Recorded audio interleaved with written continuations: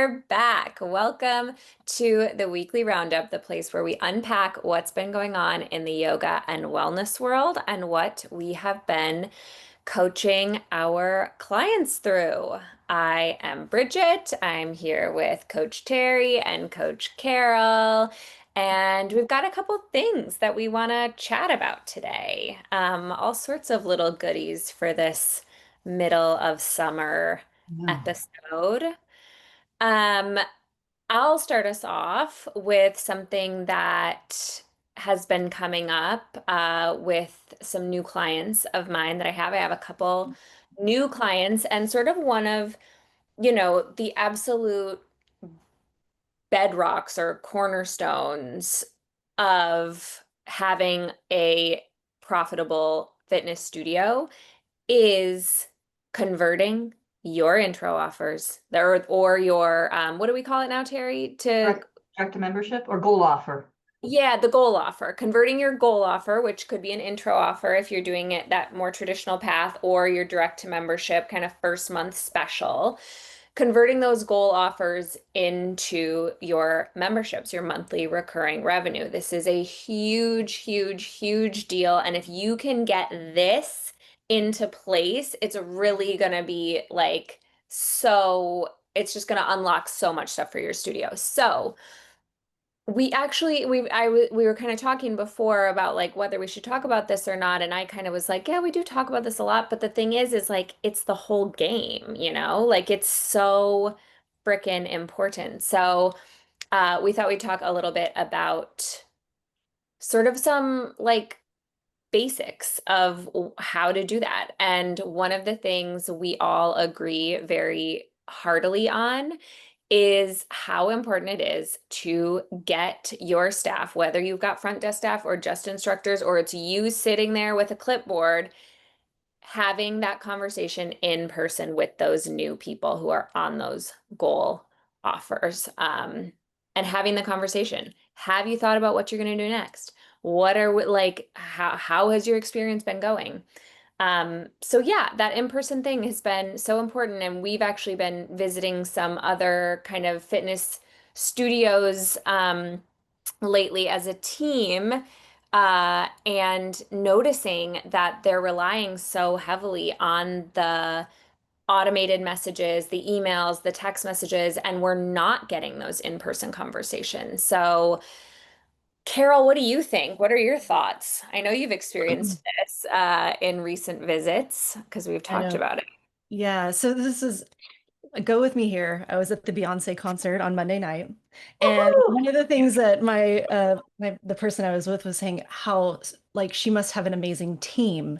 And it got me thinking about how, yeah, like this is kind of like a yoga studio. Your processes can only go so far, and you have to train the team. Like you have to have a team behind you to elevate everything.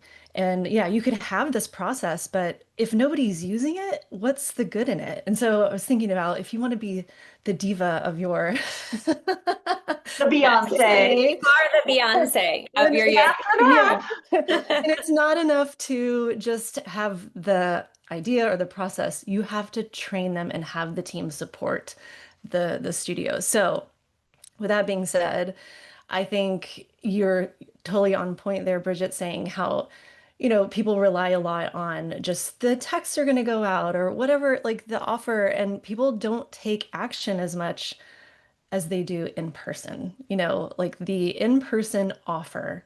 This goes for your intro too. We see Yeah. this so many times just at on-sites where it's like the team assumes that somebody's done their research and they've gone online and that they know what the offers are. They don't. Tons of time, like they may have just clicked the first thing they saw and walked into your studio. So they may not even know that your intro offer exists.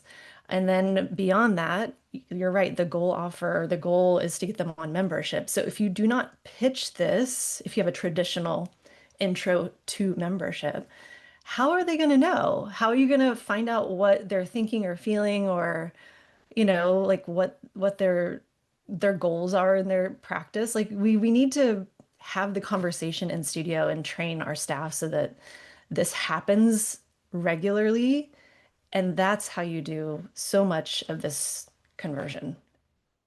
And one thing you said, Carol, you said, maybe they just bought the thing. So that made me think, let's go back to the very beginning. Let's start at the very beginning. Is that Beyonce? No. That she'd sound good singing it though. Well, it's True, that's because true. this is the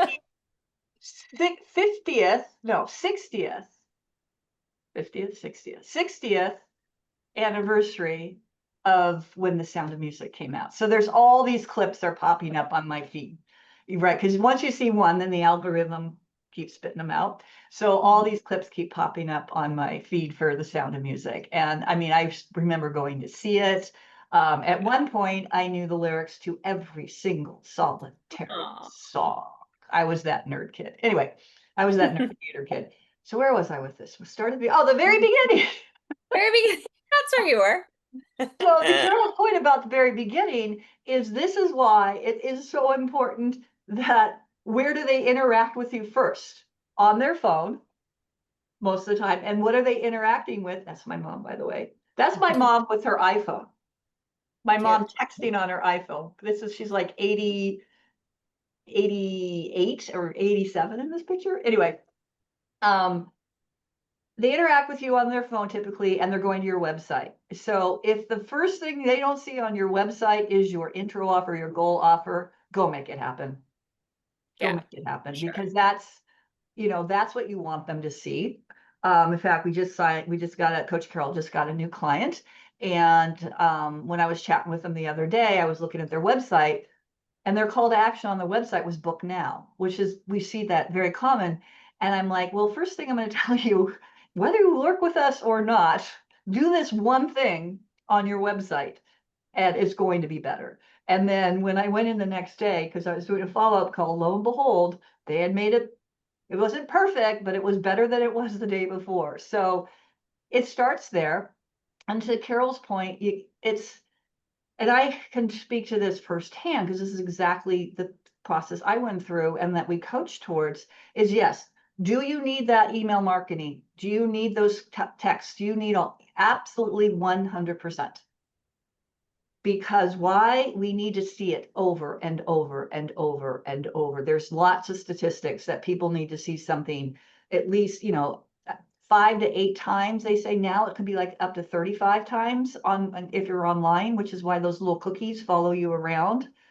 So you want to have those things in place, going out at a frequent cadence. Depends on how long your goal offer is. And we're talking a little more specifically right now about intro offer where you're selling them into a membership. Because the key difference between an intro offer going into a membership and already going in direct to membership is typically that first initial period is spent proving, wowing them so that they'll cancel at the end of the first month. And Right. that's a different type of nurturing campaign. But specifically, you want to get them to sign up for your goal membership. You should have emails that go out at regular cadence. You should have texts that go out. And I get pushback. I still believe in phone calls. Even if you don't get them, you'll leave them a voicemail. So they hear your voice, they hear your name, they hear the voice. And then here's the step that is missing. And to your point, is like, you're not taking the action at the front desk when they're standing in front of you. And I think it also goes back to what you said, Carol, about when the goal is selling the offer. They're fearful. They don't want to ask. It's like they don't want to have the conversation. Yeah, And here's the thing, straight up, if your front desk do not like to have conversations about selling something, then get rid of them and get people who are comfortable talking about it. I definitely. mean, hard truth. Front desk is not just a warm body at the desk checking people into class. They are the gateway to success for your studio. They Yeah. are equally as important as the yoga teacher. Oftentimes we kind of see this like little bit of hierarchy, whether it's implied or sort of there is like, oh, I went to yoga teacher training, I invested, oh, you're just front. There's a little bit, I've seen that in studios. It's like, no, sorry, I'm equally as important as you. Right? So having them, and again, if it's the teacher, then you're going to have to train them to have the Mhm. conversation. Yeah. Yes. And right now is a good time to do it because, sometimes some are a little bit not as many people coming in. That's when you can do some of this really one-on-one training. Maybe schedule a couple of hours or just say, hey, can you come in half an hour early this day? And we're just gonna rep this out, right? Yeah. It doesn't like you have to pull the whole team in for 4 hours, right? Just Yeah. go in individually one-on-one. And if you're not using what we call the opportunities list, then that's where you start.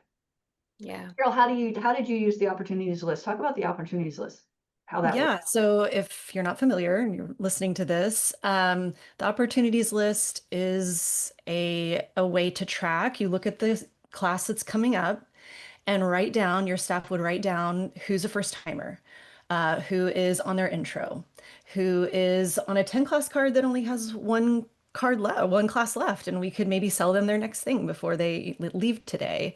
Milestones a lot of times are on there, that kind of thing. But it's a way for the staff rather, to know who to prioritize when the check-in is happening. Because so many times our staff is used to the person that they know is who they're going to talk to. And so Yeah. that longtime member, oh, how's your cat today? How was your daughter's volleyball game? Like those are the conversations that tend to happen. And when we help them realize that those conversations are nice and it's great that you have that deep of a connection or long time, connection with that person. But if there's a first timer, let that member go by and all our focus should be on this first timer. So we kind of get them to reorganize who is the priority during the check-in. And it's the start of, I think, the sales process in general, just because we need to flip that in the staff's minds. So anyway, that is to say, from a practical sense, you might notice, okay, this person's on their intro month and they've taken 4 classes. They've got a week and a half left on this month intro. That's who I'm going to pitch today, right? And so that's the front desk should be looking for that person and actively try to have the conversation with them. What I've noticed is once we start introducing these ideas with studio owners, a lot of times they recognize they might need to restructure the entire team. Yeah. Like if they've for a long time just relied on the teacher as being the warm body at the front desk, and maybe they're independent contractors and they feel like they can't ask the teacher to do any more, it feels awkward to do that, then like I have several times the studio owner's like, oh shit, I have to change the entire, I need to add people to my team and start to silo out. You're the teacher, this is what you do. And you're Yeah. the front desk, and this is what you do. And maybe there's like a cleaner, like sometimes I even have like the energy exchange people are also kind of helping at the front desk. And it's very like they kind of know what they're doing, but they kind of don't. And they'll try to jump in when they shouldn't.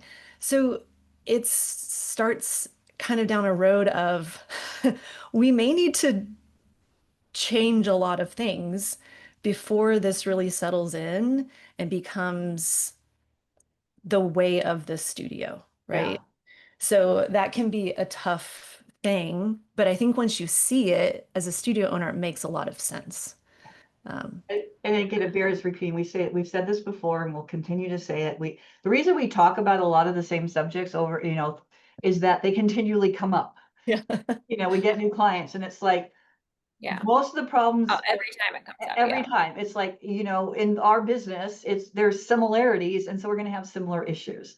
And so the one thing is that front desk, if you're sitting out there and you are maybe just yourself and a couple of teachers, it's like front desk pay for themselves very Exactly. quickly. It is a role in your business that you hire some front desk and you pay them, you will see and train them, you will see an immediate ROI on that. Because when you start getting more conversions and more people in membership, it will make a huge shift. And every single client that we've worked through, getting from no front desk to getting it dialed in to hiring them and training them, they all say the same thing. Why did I wait so long? Yeah. 100%. I have two clients right now who are in this position where they only have instructors, they have no front desk staff.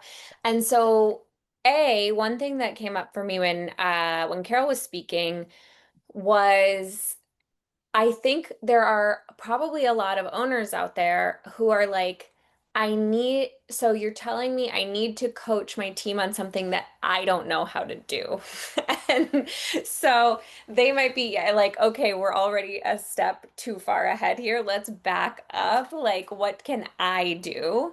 And so, the first thing that I've instructed two of my these two clients who are in the pretty much the exact same spot to do is that they need to just pick as many classes, don't burn yourself out, but find a few high traffic classes on the schedule that you don't teach that you can go and you can be this front desk person and start just like it's actually not as complicated. Sales are not as scary and complicated as people think.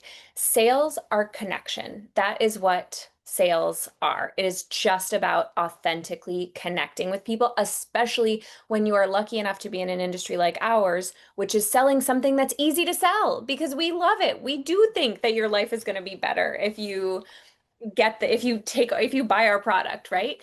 So authentically connecting with people because we believe in this product is the way to make these sales. And so go pick your spots where you're going to be the front desk person and you're going to try this out and you're going to see how flippin' simple it is. And it doesn't mean it's going to be like the easiest thing you've ever done in your life, but it is it will happen eventually if you just keep practicing. Just keep talking to people, get the opportunity sheet going, like use this for yourself, start creating processes that then when you start to see, oh wow, having these in-person conversations really is making a difference in my business. I am selling memberships, then it's going to be like no brainer. I'm going to hire someone at the front desk to do this so that every single one of these classes can be covered by someone. So just pick a few classes yourself, get in there and start selling your memberships.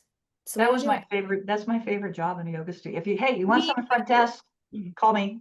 I'll put you on my list. I'll put you on my list of my ideal retirement is to be a traveling front desk person.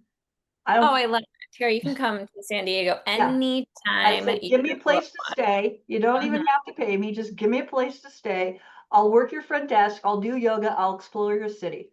Right? Yeah, I want to spend like a month. I've already got I love like it. a year, almost a year's worth booked out. So yes, but having said that, for me, it was the hardest. I know I needed to hire front desk, and it was for me, it was the hardest thing to do because I love doing it. So I had to actually force myself to hire front desk because I realized I needed to have my time doing other things. Um, but yeah, the front desk, I like what you said, Bridget, and that's a good thing to do is, and even if here's the other thing, those of you listening out there today, I had a conversation with a longtime YC client. Yes, it was, yeah, yesterday. And she's at the point where her studio is growing. They're in the process of moving and building out a space with 2 rooms, very much going to that next level. And she's been, like I said, she's been with YC for quite a while. She's trained her team, everything. And we were talking about, she now recognizes that she's at the point where she actually now needs to level up the front desk a little bit and get more front desk, right? She's at the point now where she's having people come multiple shifts and Yeah. staying longer and making it more than just, oh, you work a shift, and it's more like making it more of a, dare I say, job. I mean, even though she's done it really well, she's still recognized that some things need to change. So that's why, even if you have front desk, what one of her homework action items was to go just observe at her studio. I mean, she's there all the time. I mean, she's there working and she's there taking class and teaching. But I said, go in with a different lens on. Yeah. And so that's the other thing you can do. If you have done all these things, go in and observe, see what's happening. because, you know, Carol's done enough on-sites. I've done enough on-site, even studios that have some of this stuff in place. I mean, it breaks down and people are not doing what they're supposed to do, or they're, you know, there's overlap. And so that's another good thing to do is we always talk about when you have your processes and system in place, they're organic. They need to grow. They need to, particularly as your business grows. So it's not a like set it and forget it. It's set it, then let it go for a while, go back, review, optimize, retweak, all the time. In fact, my new neighbor next door, we were chatting the other day. She's a project systems project manager analyst type of person, mostly with I think manufacturing and thing. And that's what she does. She analyzes systems and processes and to help companies continually improve. So that's the next level stuff. For those of you out there who've already got all this stuff dialed in, I challenge you to go back with a new framework and look at it from a more critical eye. And also you said something, how's your cat and all this stuff. Listen to the conversations that's a whole nother topic. It is. Is what are the conversations that the teachers are having with their members, their students, right? Oh, I have to talk to my student. We hear that, oh, I got to talk to my students. How I can't do this because I got to talk to my students, and listen to those conversations. I was gonna say the same, Terry, or similar. I was like, I thought of something about that when Carol was talking about that too, is I do, obviously it's so important to continue to make members feel connected and like you care about them, obviously, yes. And if like I know if I walk into a brand new studio, maybe I'm already feeling a little nervous, and then there's all they're doing is talking about stuff I don't know about and like has nothing to do with me. That's like maybe gonna make me feel a little left out and like I'm not being seen. Like if you're like gabbing over like this totally like hilarious inside joke or like this thing that I have no context for, and I'm a new student just kind of standing there, I'm gonna feel like I don't like, oh, this is a clique. I don't belong here. Like this It feels isn't. like high school. Yes, It feels totally. like I'm the new kid in high school and they're all the cool kids over there talking. Now, here's the other thing, and is and they are talking, and the conversations they're having is about their cat, their dog, their kids, graduation, Mother's Day, Father's Day, what did you do 4th of July? They're not conversations about what? Yoga? Yoga. They're Yeah, not conversation about how are you feeling. And actually, I've only seen this happen in all the studios I've been to and all the on-sites at two. And one was at your former studio, Pure Hot Yoga, St. Louis. We were there, and I can't remember the teacher's name. She's like older, looks kind of like me.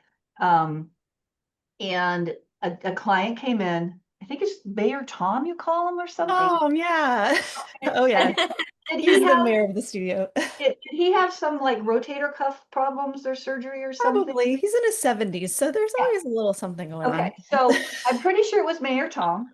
And this teacher said to him, "Hey, Tom, it's so great to see you. How's your shoulder doing? How's it? What are you working on in class? What's your physical therapy?" And I was blown away because here was a yoga teacher that was asking a student a yoga thing about something that she knew about and say, "Oh, how was your 4th of July?" Now, I'm not saying those conversations aren't important because that does, to your point, I made a note, sales equal connection.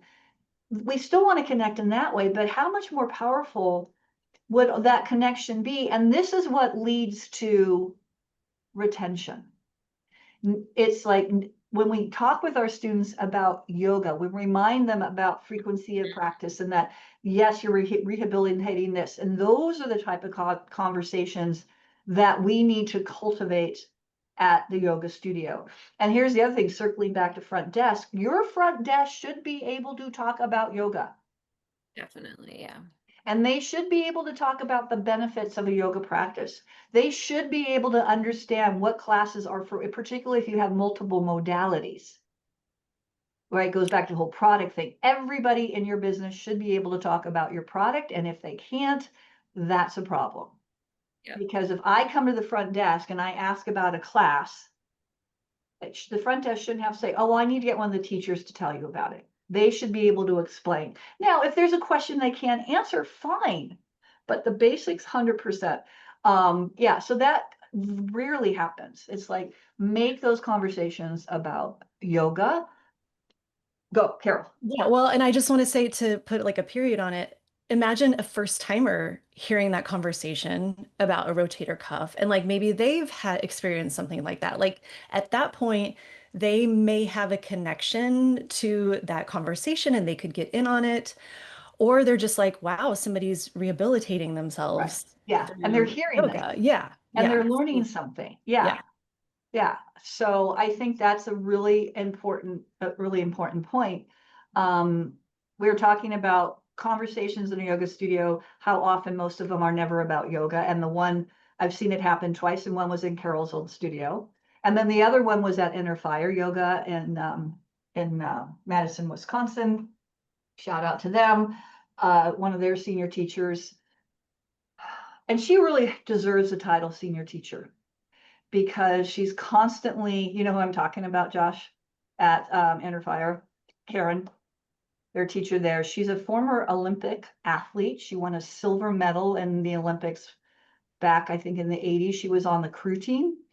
And she is constantly learning, constantly growing, constantly asking questions and wanting to learn and grow and offer and asking people about stuff, about their yoga, about their practice. And we don't see that a lot with yoga teachers. Yeah. And leave So it to an Olympic athlete to constantly be, talking about like how to grow, how to be better, how to, yeah. Well, but she's yeah. also one of the few teachers that wrote us a very lovely email about when we were talking at the on-site and the sales training Hmm. about when we got to the point about, how it's why we should be talking about yoga and why teachers need to be involved in the sales process and how we do. And she said, it was a gut punch to me to realize that I was doing many of those things without even realizing it. So just the fact that she recognized what we were saying was like, wow, Yeah. again, Yeah. self-awareness and She not ego. did. She did. She is one of the cases that she wrote us Yeah, a really nice sort of review yeah. afterwards. Yeah. So I think to that specific point, that's one of the like a little bit unique. It's obvious when we say it, but I feel people don't always register it. Like unique benefits of a sales training like that we do is just bringing awareness to something. Cause like it's not that the team's purposely no. talking Oh, about weird stuff or like not doing something that would be it's like inherent to them and the job and would be easy for them to do. It's just a lack of awareness at first. So very often we experience that with the sales training or any training that we do with a team, whether online or in person, that afterwards you see an uptick in numbers. And if you tangibly look at like what's happened, it's not necessarily because they have some special technique we've given them, because it's just not that complicated. It's that they just are actually paying attention and engaging. Like that's yeah. it. Yeah. Exactly. Yeah. Well, and imagine like if the We were teacher, talking about. oh, Oh, sorry. Go ahead, Carol. I was My just my gonna, speaker messed up. You go first. I was gonna say, what if the teacher is talking about their injury and their, like they need to be aware enough to be like, they are guiding these people. So we don't need to hear about, of course, if you've rehabilitated yourself, using the practices too, that would be Yeah. something to absolutely share and help somebody through. But like that's kind of come up too, I think, recently. Yeah, Some studios. So like they Mhm. need awareness for sure. I think would Yeah. yeah. So yeah. That was sweet. Where was that? Yeah, the teacher was constantly complaining about aches and pains and It was a Mm. client of mine. She said that there. multiple of her teachers right now are talking about their like injuries and how they're like, um, yeah, like just constantly talking in front of students about their injuries. The first time that I heard the story, it was I didn't really understand the breadth of what was happening. She had said that one of her teachers had taken her class and then came out and was just like going on and on about how their injury was feeling inflamed or whatever. And this studio owner, and I know that this is a lot of hot yogis, specifically, this is like a really big thing in the hot and Bikram community is like healing the body. And this studio owner specifically like healed her ACL tear, and is really passionate about it. And so yeah, we actually, I don't know if yeah, I would love to hear more about what you guys think about it. Well, I think talking about it, there's talking about your injury, and then there's talking about your injury, Complaining about your injury. complaining about your. And so I think we can absolutely, whether it's hot yoga or any other yoga, if we have a personal short story, it's like, hey, I got injured, and this is how I healed it through my yoga practice, and these are the things I had to do to help me through that. I mean, that's one thing. But it's like, oh, I went in, you said, oh, and my something happened in there, and it inflamed it, and then I think you said in there that then all the students are saying, oh, you should try this, and you should try this, and should try this. Yeah. So Yeah. Yeah. that's And not that that's that's not where we're actually going that's for. actually that actually proves the point the best when the student Yeah. starts giving advice. Like if you're a yoga teacher and you listen to this is seriously the test for yourself and your fellow yoga teachers. If at any point a student starts giving you advice related to the subject matter of yoga stuff, I mean, other advice, that's a different thing, right? And it's not just like that person who gives everyone advice, because there are those people too. That is your indicator that you have put yourself in a psychological category with them where you no longer have authority. You are now their peer, Yeah. and that's great if you're trying to be their friend. It is Yeah. terrible if you're trying to teach them yoga class. Yeah. And so it's not like authority is something that word comes with tension culturally for us, I think. There's sort of simultaneously the true psychology of us wanting mentorship, authority, leadership, someone in position of power that's actually part of our social dynamic in a positive way. And but at the same time, there's this resistance to authority from this perspective of people in a position of authority that they either have abused it, and or it's like there's no reason for them to be in the position of authority. So it's a double-edged sword. But that little tangent, the point would be if I am coming to your yoga studio, and we'll keep it simple, to heal old aches and pains and chronic ailments in my body, that's one of my primary motivators. I actually need someone to tell me what I'm doing right or like how to improve things around that. And I need someone to keep me inspired to stay on the path. And so I need a guide, basically. Like that's why I'm coming there. Yeah. And so who's the guide? It's the yoga teacher. Like that's just naturally what it is. And so we always talk about in story theory, especially hero's journey story theory, every hero's journey, there's the hero. They have to meet a guide or discover a plan or both.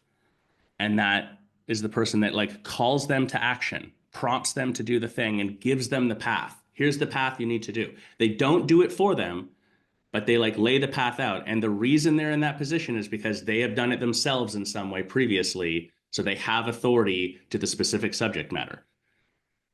If you start to complain about your aches and pains, you're making yourself the hero of the story. Every hero in every story is inherently flawed, which means in the beginning of the story, they have a lower level of authority and also respect, actually. And it's not that like makes them a bad person or like you as a teacher or whatever. But I think that this happens because teachers and studio owners misconstrue this like empathy plus honesty. They misconstrue that in this conversation, Definitely. where it's like, my knee really is hurting after this class. And so that's real. But if that's the only part of the conversation, then it diminishes the power of the whole thing. Like it really undermines everything. Versus you talking about, my knee used to be so bad I couldn't walk.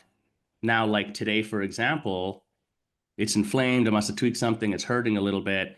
But after class, like I know that I need to take care of it in class, and afterwards I feel better, and it helps me still feel great in my whole body to deal with the fact that like there's this part of my body that's pissing me off, instead of me like staying in bed at home and not getting on with my day for the rest of the day. Like you can always relate it back to your practice in an empowering way. It's just having the consciousness to really do that. Yeah. That made me Mm. think while you were talking about that, Josh, is when you said that about the teachers and becoming their peers and their friends and type of thing. And particularly in any industry, but particularly in, I think, in the industry we're in, that line between personal and professional. Balancing that. We talk about the sales training. When aren't you the yoga teacher? And I think Yeah. then you get to that line you just talked about, is I think you no longer, that you're like, you're not in a position of authority. And this kind of relates back to what we were talking about before in a post with one of my clients this week, is then you create this the following of a teacher, right? Because then I think the bond becomes with that teacher in this case, as opposed to the studio. And then there could be tension around that if that teacher is no longer feeling aligned with where the studio's at, right? So Yeah. it's like, that's, I think sometimes when you were talking about that, just what you were talking, I just all of a sudden I had this little light bulb go on and That say, happens too. ah, this could be the exact thing that's happening at the studio, where long-term teacher in the community has, when she started teaching, one of the reasons the studio owner hired her was because she has been teaching the area for like 20 years. It's a smaller community, has a great following, brought all these people to the studio. Well, all these people ends up to be about 10. But for a small studio, that's not insignificant, right? I don't want to diminish that in any way. But those 10 people, a couple of them have taken some other classes, but they're really only taking this particular teacher's class. And she teaches a style of yoga that nobody else on the count, none of her other teachers. So when she's gone, that class just doesn't happen. And guess what? They put another class in there and those people don't show up for it. So Yeah. now the owner's like, there's a misalignment. And then there's this fear about having, ideally, I feel that this teacher is just no longer a good fit for this studio. And then how does that conversation happen? Josh? Oh, I would just add to what you're saying, and then to bring us to the next point too, Terry, just that, yes, there's like if you don't have the right product definition and the person's coming solely for the individual teacher that they've like made friends with or whatever, one, that's precarious for the business Yeah. and lacks some professionalism and also undermines your sales massively, right? But the other component in the mix here is, if a teacher is becoming friends with people, but they're not that strong of a teacher to build a real strong following so the class hyper performs, there's this other truth that I don't think people want to look at, which is like Carol and I are really great friends. And so the result of that would be, if Carol starts teaching locally at the studio here, like I'm definitely going when she moves here and starts teaching or goes to a new studio to support her. But also in 4, 5, 8 weeks from now on a Tuesday when I don't feel like it, and Carol's like, you should come, because she's my friend, I don't give a shit and I won't come, because I'm like, well, we'll be friends anyways. Like Carol will understand. And so like the friendship, the closeness part, Carol, if Carol then was hanging out with me and she's like, why didn't you come to my class on Tuesday? I'd be like, quit being a bad friend, Carol. Shut up. You know what I'm saying? Like I would, because she's my friend, versus like the yoga teacher. And I'm like, oh, my knee hurts. And they're like, well, are you making it to class? Like you need to be able to say that. And so there's the friend dynamic messes with things in a few levels. I see it as not only precarious, but it like actually, it doesn't do what people think it's going to do. It doesn't make people practice more. What makes people practice more is them experiencing actual transformation, habituating it in their lives, and getting on board with like a deeper personal philosophical drive. And then the community part and the teachers coming in to support that. But that has to be there. Otherwise, forget it. Yeah, and the other thing, this particular teacher is like feeling that the vibe of the studio is becoming too commercial. Yeah. And so that's the other, it's like, well, Bridget. yeah, it's like a perfect example. One of my besties that I met in the hot room and 20 plus years ago, um, the studio of, through the years, she went to several studios, found a studio she really liked. And then the studio started to become too commercial, according to one of the teachers. So the teacher left and took this little group of cohort with her. And so I can't even have conversations with her about coach. She just thinks what I do is just like an anathema. Anathema? Is that the right word? Anathema. Anathema. Yeah. To the Yeah. whole yoga profession. And so I just like, I don't even talk about it because, yeah, this whole narrative that, you shouldn't be successful and own a yoga studio and it shouldn't No, it's so bullshit. we've all spent half our career. I've spent most of my career in this fight with my dad. Like, I mean, like every time we sit and have dinner and talk yoga stuff, like this will come in, this like tension of commercialization of yoga and the philosophy of it and whatever. Like every time, I actually really enjoy the conversation with him because he's my dad and we can straight scream at each other and then be like, so let's go have a beer. Like it doesn't Yeah. matter.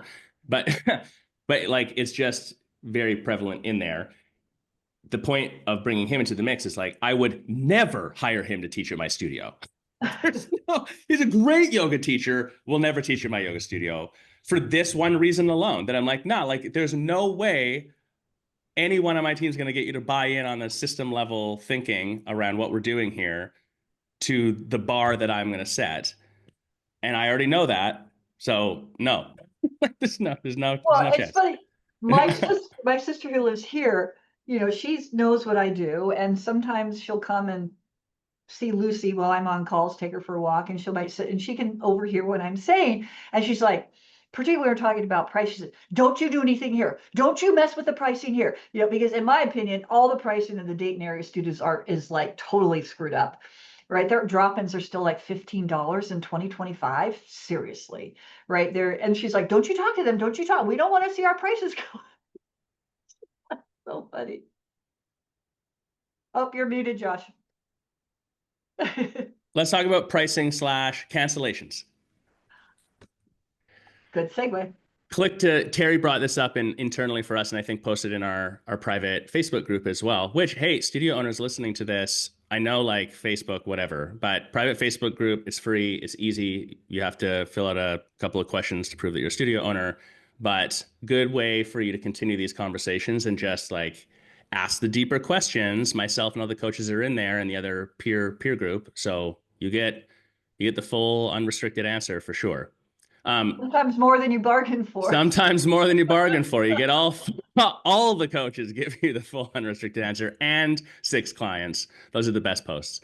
Um, Click to cancel. So backstory: if you've been sleeping under a rock, proposed end of last year, supposed to come into effect April, did in New York State only, then moved further on to May, then it was punted to June, July. It's been challenged in court with a class action, even. There were 2 challenges to it, and it just got struck down by the appeals court. Is that right, Terry? Yep. On a And here's federal level. On a the federal federal. level. Yeah. So So it's not, that doesn't mean it's not going to come into effect. And a couple of states, New York, California, I think there's one more at a state, I'm not sure, but New York and California for sure have put it yeah, in at a state level. So if you're in those states, too bad. actually, But it's the, not the bad. reason, well, no, I mean, too bad, like you got to just keep with the plan. But that's actually the point. What was really positive from a coach perspective um, is that this gave us as coaches a really easy path for a conversation that often owners wouldn't have with us previously around your cancellation process and how you formulate that and the tension around it and the actions and et cetera, et cetera. So like the best practice in my opinion is still to behave as if click to cancel exists with the asterisk that now you don't have to worry about like crossing the T's and dotting the I's from a legal standpoint as much. So you have a little more flexibility in what you can do, which is actually also positive. But Carol, what are you seeing with this stuff with clients and cancellation funnels? I think it disrupted a lot of people when it first started happening, and sort of maybe scared people a little bit because I know they were thinking that they couldn't. It's like they felt like they couldn't have rules around cancellation, and that's not true. You could still have to cancel within 10 days of your next payment or 5 days or whatever. So you can still have rules about it. We just have to make it really easy and clear on the student side for them to cancel. Um, I think it's just become like, I know we've talked about this as coaches, but by the time they're canceling, you've probably lost them anyway. So, like, do what you can before we get to that point and try to keep them on longer or, nurture the membership for a longer time. That kind of stuff is really become more the focus over trying to get them on something else after they've canceled. Oh, Minnesota. Terry's looking it up. Minnesota is the other state that I think Makes says, sense. Yeah. yeah. Yeah. It's kind of not surprising actually.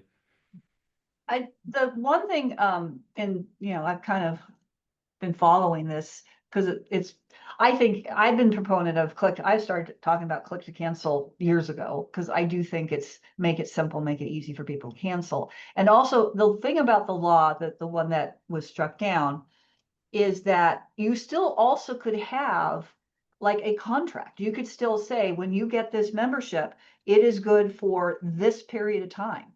It wasn't Yeah. saying that you couldn't do that. What it was saying is that, okay, this membership is for 1 year, and you should be able that it instead of having to come into the space to or just try to find some rabbit hole how to cancel at the end of that contract term. That's what a lot of this was addressing. So it should be able to, I don't want to renew this agreement we had for 12 months. I should be able to go in and cancel that agreement so it doesn't go into the next term period. So you still had that option in the click to cancel. I'll get you just a sec, Bridge, is one of the things I was reading an article this morning about it is this whole delay tactic. Is what that did is there's some big people pushing back on it, some of the big boxes and people, and maybe and just because they're going to lose revenue. So they Yeah. said they're the ones. And by delaying it from May, what was it supposed to happen in It was April originally. April, by pushing, I gave these people, and my father would hashtag Terry's dad. What do you mean by these people? It gave those big consumer groups, it gave those big time to lobby heavy to get it struck down by getting it pushed, right? If they had stuck with the original timeline, it would have been law in April. So, Bridget, you wanted to say something. Sorry. Sure, I wasn't actually going to talk any more about like the legal stuff of it. So if anyone wants to say anything more about that. Oh, you know what? I would add one last thing. It's like Yeah. personally, the sort of libertarian part of me likes the idea of it not being a law. Is like what's the right thing to do? Like run your business properly. Right. But what you're talking about, Terry, also these larger centers that have 1,000 locations, it's just a numbers crunching thing, and that's actually the problem. Is that this was impacting? The law would have like heavily impacted your single location place. The 1,000 location place is fighting it because their their business model is messy. It's like Yeah. you're overselling a box gym by the goal is to oversell it by 500% minimum to start. That's the goal to start. And then it goes from there. And knowing that even by fire code, you couldn't ever possibly service the number of people you have on a membership, and they're going to just pay for it and not use it forever. And then you make cancellation difficult by playing this emotional psychological game. And if you delay cancellation by 1 month, 3 months, whatever per client, millions of dollars a year in revenue. So that was also like why they pushed it back, and to lobby and to whatever else was like even pushing it 4 more months made them X hundreds of thousands, millions of dollars in people not being able to get out of shit. It just, the reason I think that's valuable for us to look at in this whole equation is like, this is the yogapreneur part, or like the ethical business practice part. Like, what does that actually look like? What's the right thing? Artha, accumulation, yes, but through a moral and ethical compass. Like, you can't do it through non-moral, non-ethical means. And so this is where, and obviously that's opinionated, but like with that sort of stuff, it seems pretty clear to me that it's like that's fuckity. So this has made some of that conversation come to the forefront in a new way, and I think that that's really good. Go ahead, Bridget.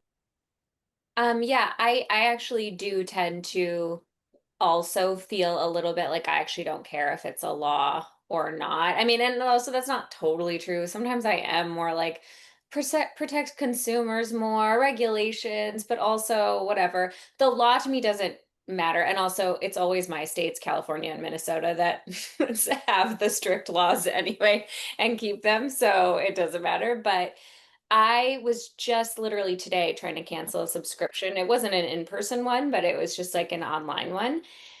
It makes me so angry. Like I get such a strong nervous system response when I can't fucking cancel something. Like it makes me so mad. And like I just could, there was no, it was not obvious on the page. And it's an entirely online platform. So it should be so obvious and like so easy to access, but I couldn't find it anywhere. And I was getting angrier and angrier. And I, that is how people fucking feel when you try and trap them into something. And if you believe like so many yoga teachers I know, like maybe every yoga teacher I know purports to believe that the world would be a better place if people had calm nervous systems, felt safety in their relationships, then why are you trying to trap them into, and I know you're probably not even thinking about it as like trapping them and whatever. The best thing I ever did in my business, and one of the best things, was taking us even from just a 30-day cancellation down to like we need 3 days notice, and we only say 3 days just for like emergency long weekends. What if we have a flood, whatever, I need 2 days to get my shit together. But I'll still honor it if it usually, we still just do them every day. Like if they come in, we just cancel them. And I just think it's such a yucky, it took down so much friction that was happening between me and my community. And that is so worth it to me. I'm done. I think that that's one of the value points that owners struggle to calculate at first. Like the two calculations that are difficult to make, but from a coach perspective, I'm sure we have all seen a million and one times, is one, when you put cancellation friction in place, it actually makes it harder to sell. Mhm. Like if I don't know how I can get out of something, that will stop me from buying it. And so that it actually helps your sales to like lower those friction points for cancellation. And then the second is across the board, yoga, Pilates, bar, like any boutique fitness, the save rate of someone when they're trying to cancel, even if they're within a contractual length of time, um, at that point is below 5%. And like most studios, it's like 1%. It's abysmally low. So if you think about, typically you would have this like, you got to email us, and then if you're doing it right, you're like, you'd email back and be like, oh no, Carol, did you want to downgrade instead? Don't cancel. And then they email back again, and then you email back again, and then you find, and then you got to go in and can't, like, just the effort to go through all of that, like the staffing effort of time, plus the thing that we don't calculate the cost on is like the psychological efforts that you're describing. The opportunity cost of that is so big, like it's so enormous, right? I mean, I'm not saying don't try to save people, but like when you do it from this place of I'm going to make it hard for you and then have to like band-aid it with customer service or whatever, thinking that that's somehow going to make you more money or do something positive or stop someone from canceling, like you're just flat wrong in this industry, in my experience, straight up. I have a perfect example of this. When don't I have a story? So it was at a fitness place I used to frequent, and I taught there for a brief moment, and I was there early getting ready. Anyway, I heard the front desk, the young manager on the phone, front desk person on the phone. Oh, I'm sorry, ma'am, you need to come into the studio to do that. So they required the person to come in, and this person wanted to cancel. She said, oh, I'm sorry, and blah, blah, blah. So this woman comes in, and it goes by about maybe 15, 20. This woman comes in, she's disheveled, she looks dirty, she's wearing a ratty t-shirt, ratty sneakers, ratty shorts, looks like she hasn't bathed or anything, and she comes up the desk. Oh, I'm here to cancel my membership. It turns out the poor woman's house had burned to the fucking ground. Her pets were killed in the fire. She lost everything. The fire was so intense. Everything. And she had to come into the studio. And then the young woman at the desk was like, the policy was you need 30 days. Oh, well, so you'll have one more bill come out, and then we'll cancel it. And I just went, and the owner was standing right behind me. And I just said, and first what I saw, I said, may I give you a hug? And I didn't even know her. She said, well, I said, doesn't matter. I gave her a big hug. And I said, don't worry. I put on my like leadership, my entrepreneurship, my former studio ownership. I just said, don't worry about it. We'll go ahead and cancel. We'll waive the cancellation fee. And I turned and I went, right, Mike? And I just looked at the owner. And he went, yeah, we can do that. And she just started crying. So here's this woman. She lost her home, lost her pets, had to come to the place to cancel. They were still going to enforce the 30-day cancellation window. Still going to charge her one more month. It was absurd. And I'll get off my box.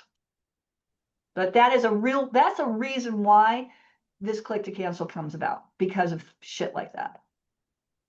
Yeah. The click to cancel is like, it's a decade too late. This problem is like not new, you know.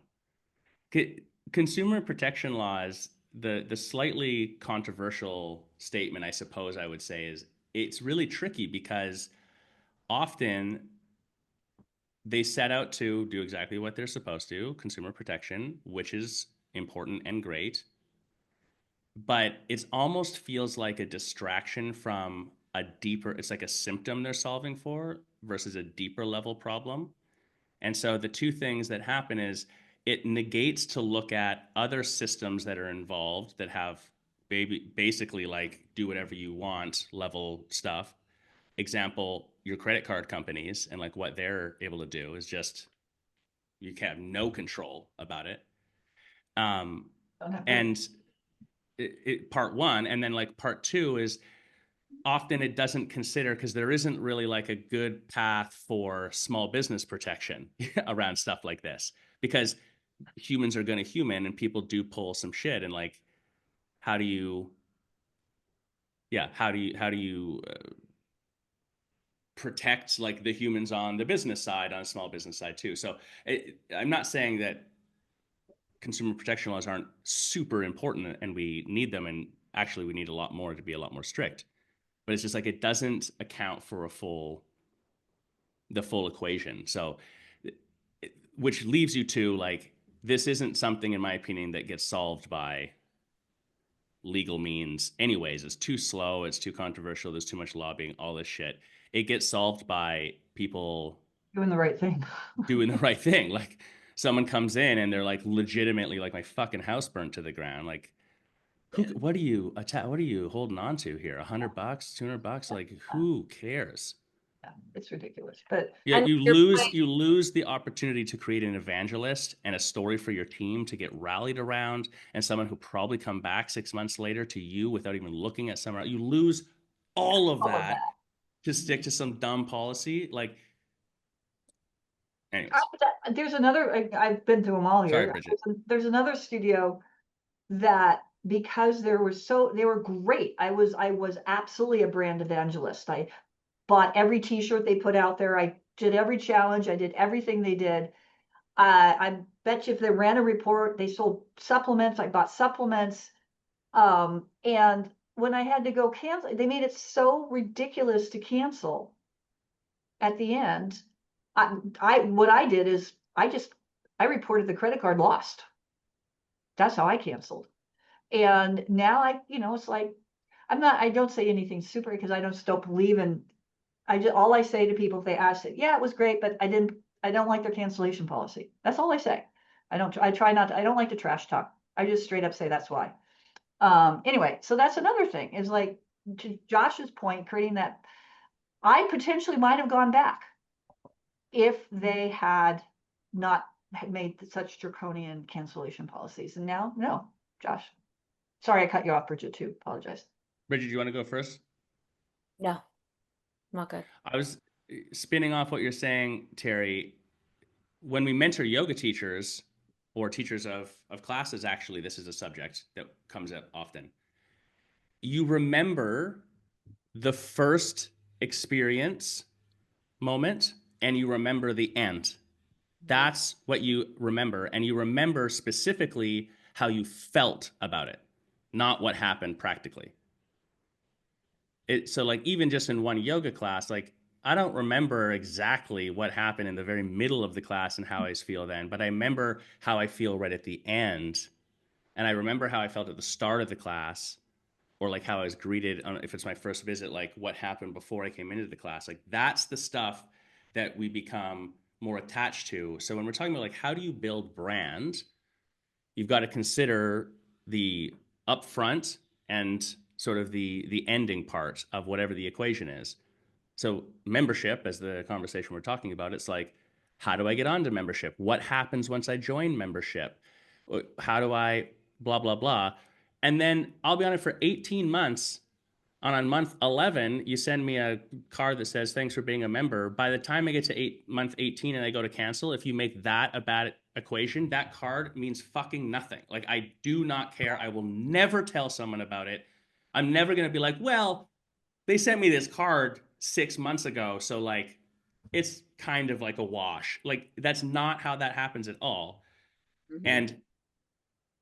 And the deeper layer being it's not exactly what you do, which means you can make some steps have to happen during cancellation. That's okay. It's how the person feels about them. Like Bridget, to your point, I go online and I can't find this thing. And it's like, I remembered the task of cancel this thing, go to the website, look for it, and then I can't do it. And then emotionally, I'm like, fuck this. And so that emotion is the problem of the cancellation thing in that case, versus even if you were going to have to fill out a form or whatever else, but it was crystal clear, the wording was good, there was some sort of like exit gift, whatever else, you're like, well, it wasn't my preference to have to jump through those hoops, but it wasn't bad, it was clear, I was able to do it, they treated me with respect doing it, no problem, sort of Okay, thing. Josh, you just said something. Exit gift. Yeah. I like that. I think here's the Thank you for being a member. We've been so great to have you here. Here's a little thank you from all of us type of thing. yeah. It's a Studio A, Studio B question. Studio A, even best case scenario, you just click, you cancel, you're out, and they're like, oh no, don't cancel, and you're like, sorry, I want to cancel, and they're like, okay, bye, or like, take this deal, and then that's it, right? Versus Studio B, you go through the cancellation, You're like, no, like, do you want something else? And then, hey, I wanted to send you this gift for saying, and asterisk, the gift is a real gift, has to be about the receiver of the gift, not the giver of the gift. So a gift is not, here's a gift for buy this next thing. Like that's not a real gift. The gift has to be, Bridget, like we just wanted to say thank you so much for being a member. It's been a pleasure having you. We're here when you're ready to come back and practice. Here's a insert blank. And it doesn't, it's the thought that counts. Like it doesn't have to be a major thing. And so that's one piece of the puzzle. The second piece is then you get a hyper personalized message from a manager or an owner that says, hey, I saw that you canceled. It's after the cancellation. I saw that you canceled. I read the form you filled out. I wanted to personally reach out and just say, like, check, like, are you okay? Is everything okay? And start there. And that's the conversation. Studio A, Studio B, which one ends up with more people over a 10-year time horizon? Right. Like, it's not even a question. Yeah, Because of this feeling part. That's the whole key to it.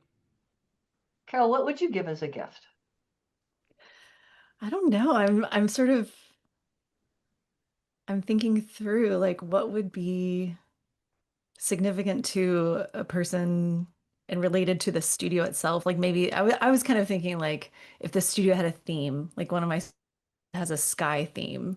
So maybe it would have to do it would like here's how you remember me, but it's still something nice for you. I don't know. I don't know. What do you guys So think? you wouldn't, yeah, so I like that. So Josh, you wouldn't suggest like, when, if you'd like to come back, here's a free class for yourself or gift it to a friend. So not that. You're saying You not, could, you could, you could give them more. Like, hey, if you want to come back and practice more, like here's a free month. But that would kind of make sense in the context of I'm canceling because, and my reason was pricing, job change, not coming enough, right, whatever else. And you're just like, hey, when you're ready to come back in, here's a free month to just like to get you started. get back in here again to get you started. That could kind of work.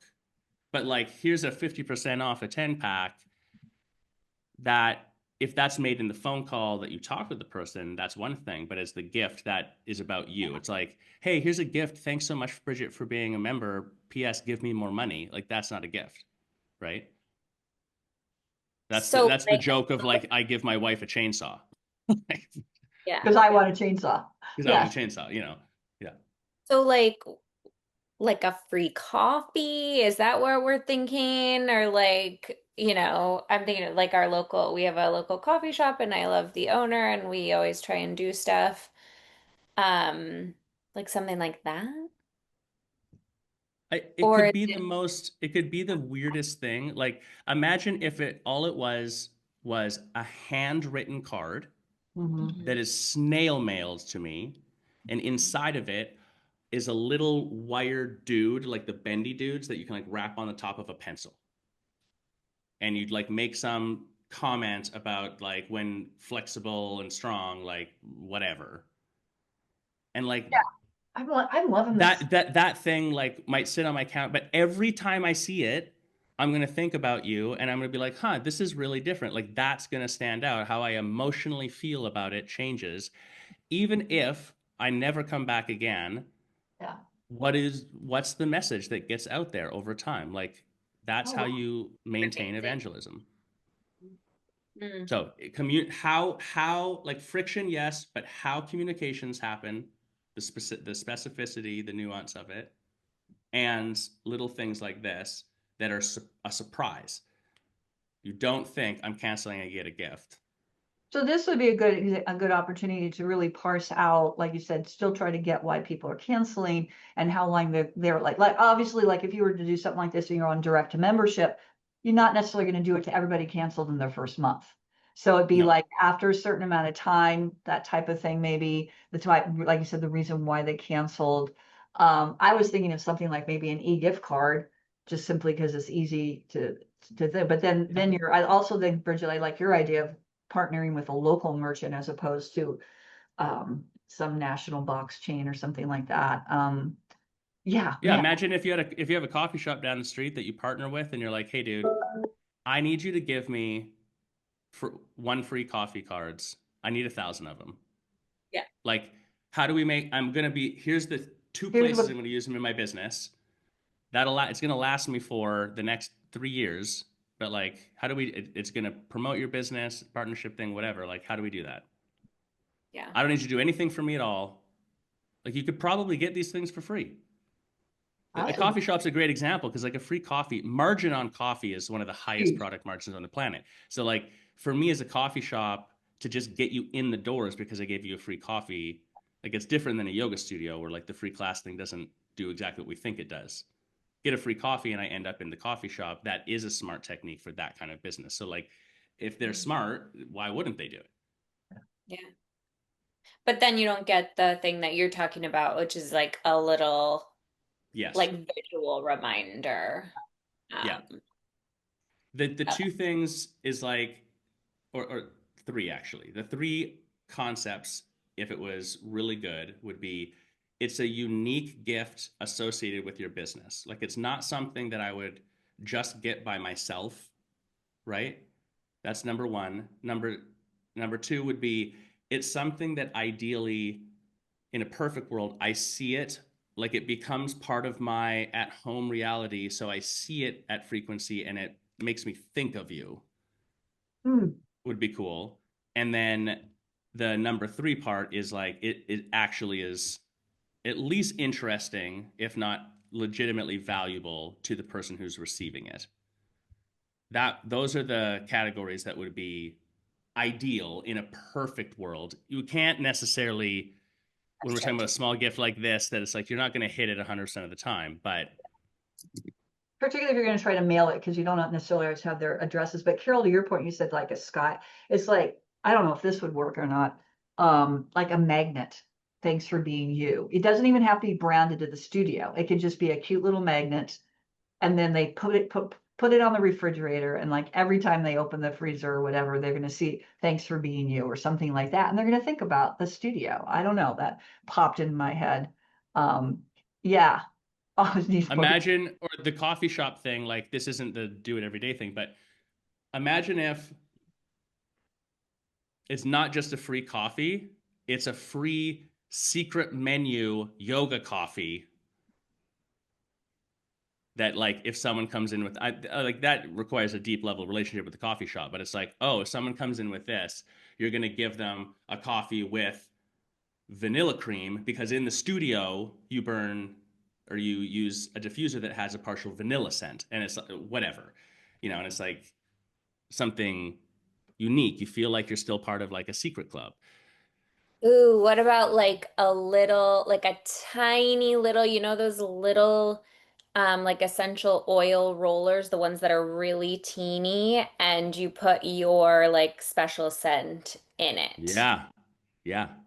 And that way they're smelling you all the time because they'll just roll it because your scent is That's so good. that's a I, good I one. love, I yeah, thought about a candle branded to yeah, the Yeah, side, I handle it. but Yeah. too big. But I there's, love the roller yeah. idea. I think the biggest stumbling block would be how to get it to them if we don't, because we also want to keep the cost of it down. So, and postage has gotten pretty damned expensive. And if you have anything that's beyond like first class stamp, it's going to get pretty cost prohibitive from that perspective. Um, However, yeah, just trying to think of something that is, but I love this idea.